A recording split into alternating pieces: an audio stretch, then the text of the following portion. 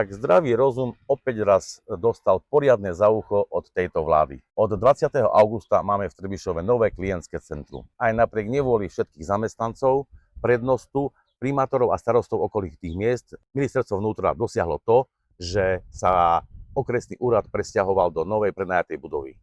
Ako vidíme, súkromný vlastník tejto budovy s majiteľom z Prahy si za vlastne naše peniaze zveladil vlastnú budovu, lebo my budeme platiť daňoví poplatníci 10-ročný prenájom v tejto budove na úkor budovy, ktorá vlastne patrí štátu a z ktorej ministerstvo odišlo.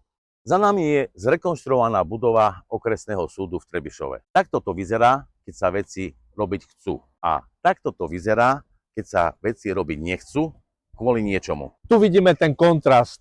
Ministerstvo spravodlivosti zveľaďuje náš štátny majetok, ministerstvo vnútra pod vedením Šuteja Eštoka zanechá uprostred Trebišova chátrajúcu a opustenú budovu okresného úradu, zatiaľ čo súkromník 10 rokov bude slušne zarábať.